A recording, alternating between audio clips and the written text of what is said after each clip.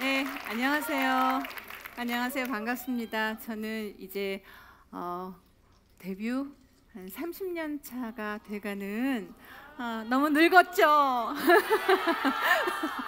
30년 차가 거의 다 돼가는 배우 심희진입니다. 반갑습니다. 네, 근데 지난 몇 달 동안은 아주 초보 여행자로 살아봤어요. 제가 산티아고 길 800km 그리고 지난 9월에는 포르투갈 길 650km를 여행을 다녀왔습니다. 사실 그동안 나이 50이 넘어서 혼자 여행을 다녀본 적이 없었어요. 정말 과감하게 도전을 못 해봤고 집 밖에 혼자 나간다는 것을 생각해 보지도 못했어요. 용기가 없었던 거죠. 근데 이 나이가 되고 보니까 꼭 한 번은 해보고 싶었어요. 그래서 이번에 과감하게 도전을 해봤습니다. 고맙습니다. 여행을 가기로 결정을 하고 한 달 전부터 짐을 싸기 시작했어요. 그러니까 도보 여행이니까 배낭을 메고 가야 되잖아요. 근데 먼저 다녀오신 분들의 그 안내 가이드북 같은 거를 지침서로 해서 아주 교과서적으로 짐을 잘 쌌어요. 근데 한 달 전부터 싼 거니까 사실 다 싸놓고도 요건 요만큼 더 필요할지도 몰라. 또 이것도 더 필요할지 몰라. 이렇게 계속 풀고 싸고를 반복해서 결국은 짐을 쌌는데 그 짐의 무게가 거의 15kg에서 20kg를 육박하더라고요. 근데 그게 전 정상이라고 생각하고 가지고 갔어요. 그리고 가지고 가서 가방을 메고 걸어 보니까 정말 무겁더라고요.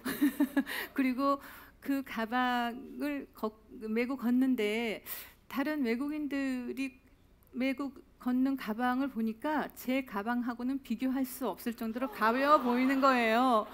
부피도 작고 그리고 무게도 상당히 가벼워 보이고. 근데 어떤 여행객이 제게 물어봐요.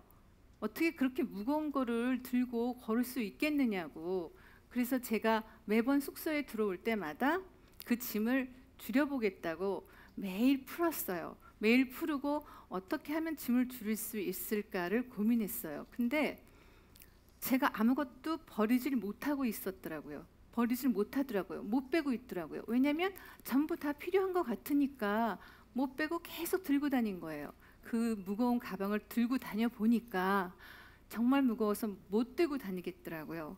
그때부터 짐을 하나씩 버리기 시작했어요. 근데 그때 제가 가진 생각은 그 가방 안에 있는 짐이 제가 산티아고까지 가져간 고민 같은 거예요.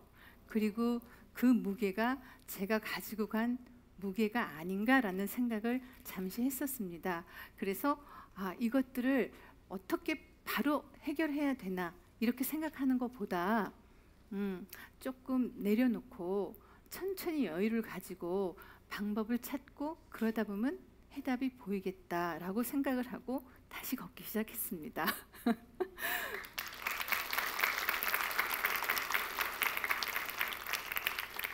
그렇게 열심히 걷다 보면 몸이 아파요.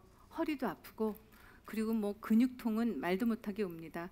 근데 이 몸도 적응을 해요. 한 일주일이나 열흘이 지나기 시작하면 자연스럽게 이 통증이 다 풀리기 시작하거든요. 그러면 어느 정도 걷는 게 익숙해져요. 그런데 사람인지라 간사해요.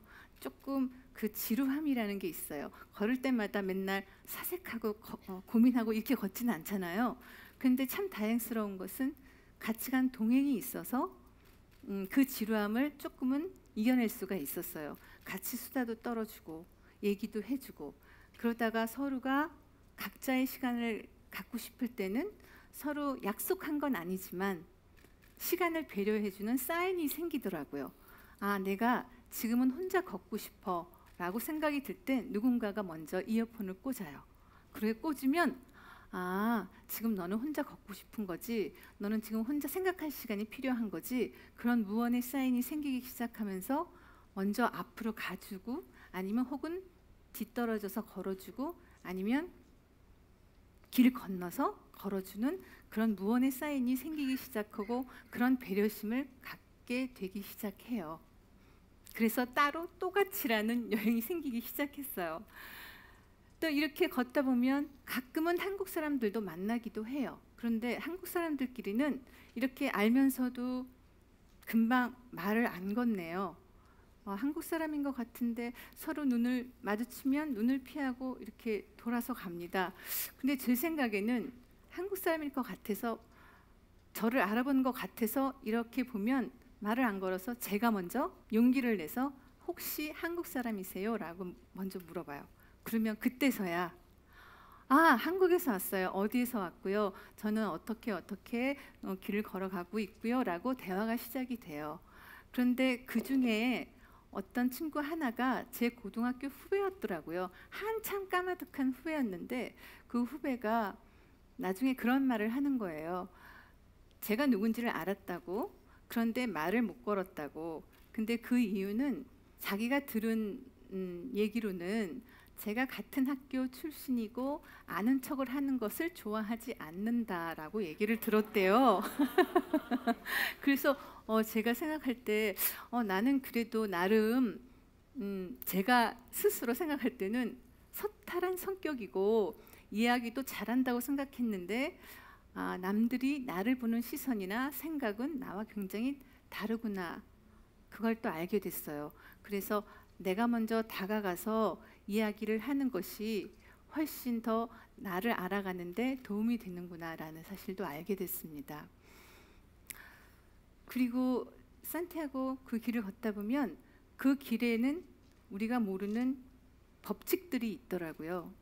그러니까 보이지 않게 또는 보이게 서로를 도와주고 배려해주는 그런 법칙들이 형성되어 있더라고요. 그러니까 예를 들면 제가 길을 걷다가 손에 끼고 있는 장갑 같은 거를 하나 떨어뜨려서 잊어버렸잖아요. 그러면 제 뒤에 오던 사람이 그거를 주워서 저에게 찾아줘요. 제가 잃어버렸는지 어떻게 알았을까요? 그런데 그 길을 가는 모든 사람들, 제 뒤에 오는 사람들, 제 앞에 가는 사람들이 다 서로 말은 안 하고 있었지만 길동무라고 서로 인식하고 있었던 거예요. 그런데 항상 다니다 보면 내 마음에 드는 사람만 만나는 건 아니잖아요. 그런데 마음에 들지 않은 사람들도 있었어요, 사실은.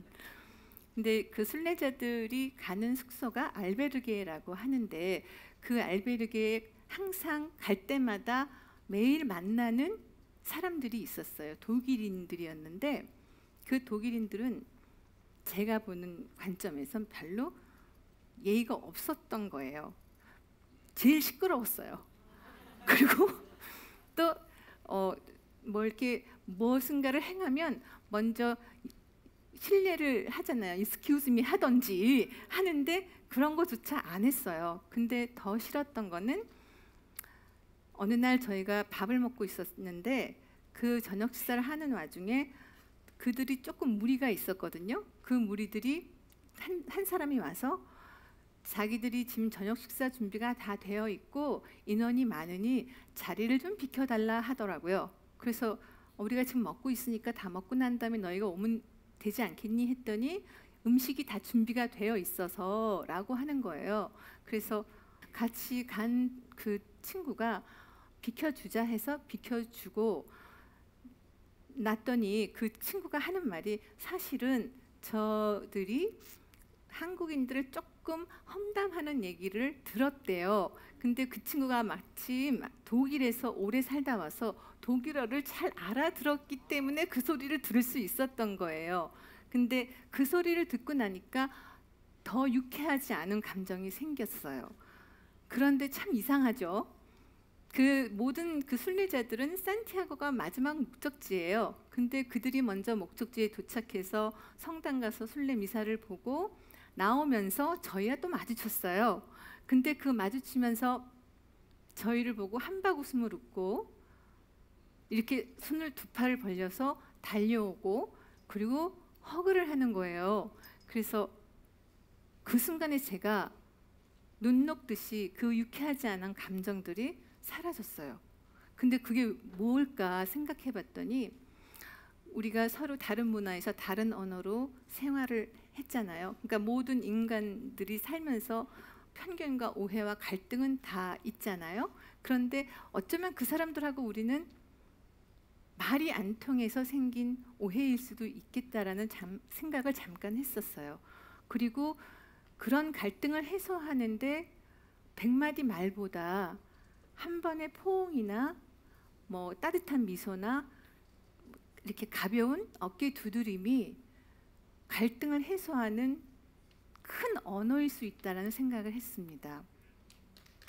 네, 고맙습니다. 그리고 또 제가 그 길을 걸으면서 참 곤욕스러웠던 거 하나는 벌레에 물리는 거였어요. 그 빈대 아시죠?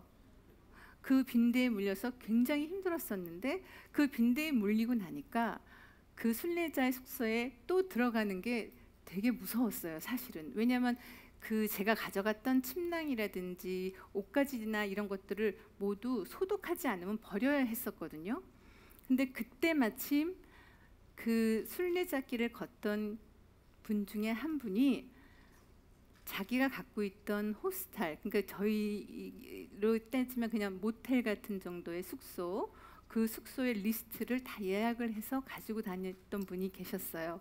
근데 그분이 기꺼이 그것을 저희한테 나눠주고, 혹시 너희가 언어가 잘 통하지 않을 수가 있으니 예약까지 다 해주고, 그 방이 다 차서 그 숙소에 들어갈 수 없으면 다른 숙소를 또 예약까지 해주는 호의를 베풀어 주셨어요. 그러니까 제 입장에서는 그 작은 호의가 열흘 동안 산티아고까지 들어가는 동안에 정말 큰 힘이 됐죠.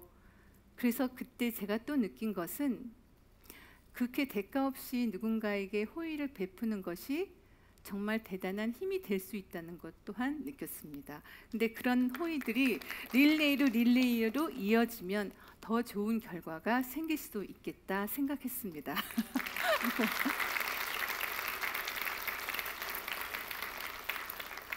뭐니 해도 이렇게 그 길을 걷는 큰 이유 중에 하나는 생각을 정리할 수 있어서인 것 같아요. 그리고 저도 역시 집을 떠나서 멀리 그곳까지 가서 보니까 제 문제점이 보이기 시작하더라고요. 그때 왜 내가 그렇게 말을 했고, 왜 그때 그렇게 행동을 했고, 왜 어떤 문제가 있었나를 생각해 보니까 문제의 원인이 저일 수 있다는 생각이 들기 시작했습니다. 그리고 그 문제의 중심에 걸림돌은 항상 저였을 수 있다는 생각을 하게 됐어요. 그러다 보니까 제가 제 자신을 다시 돌이켜보는 그런 시간이 됐어요. 그것은 결국 그동안 내가 내 자신을 돌아본다고 생각은 했지만 한 번도 자세히 들여다보고 싶지 않은 제 모습을 인정하거나 알려고 하지 않았던 부분도 있었더라고요. 그러니까 그런 부분들을 제가 스스로 인정하고 돌아보고 하는 순간부터 그 문제들을 하나씩 내려놓고 해결할 수 있는 방법을 찾아가기 시작했습니다. 그래서 그 행복의 중심, 그 문제를 해결하는 모든 중심에는 내가 있고, 그래서 더 행복해질 수 있다는 사실도 알게 됐어요. 그렇게 되면서 그렇게 조금씩 깨달아지는 것들이 있으니까 내가 이 길을 걷는 것이 훨씬 더 몸과 마음도 가벼워지고 정말 그 풍경이 아름답다는 생각도 들기 시작했고, 이게 그런 깨달음들이 조금씩 있어지니까 그 덕분이 누구의 덕분인가, 내가 스스로 그걸 잘 깨달아서 그게 아니라 그 길을 같이 걸으면서 배려라는 것도 가르쳐주고 친절이라는 것을 가르쳐준 그 길동무들 덕분이라는 생각도 같이 해봤습니다. 그 포르투갈 길과 산티아고 길을 걸으면서 느낀 게, 배운 게 뭐가 있습니까? 라고 물어보시는 분도 있었어요. 근데 저는 조금 배운 거, 조금 달라진 거를 굳이 말씀드리면 제가 이전보다 아주 조금 더 친절해졌다고 말씀드릴 수 있을 것 같아요. 네, 아주 조금 더 친절해졌다고. 그리고 매일 아침 그 길을 걸으면서 기도를 해요. 마음속으로 기도를 하는데 늘 기도할 때는 제 자신과 제 자신의 일 그리고 가족 뭐 이런 것들을 위해서 기도를 했는데 어느 날부턴가 제가 그 기도의 내용이 바뀌기 시작했어요. 아, 내가 어느 날 기도를 하면서 누군가를 위해서 기도를 하는 게 달라졌어. 그거는 이 길을 걷고 있는 모든 길동무들을 위해서 기도를 하고 있었어요. 저한테는 굉장히 놀라운 변화였습니다. 그래서 저는 또한 기회가 주어진다면 내년에도 다시 한번 그 길을 걷고 싶어요. 왜냐하면은 제가 조금 더 친절해져 보려고요. 제가 조금 더 친절해지면 제 인생도 그만큼 더 행복해지리라고 믿기 때문입니다. 고맙습니다.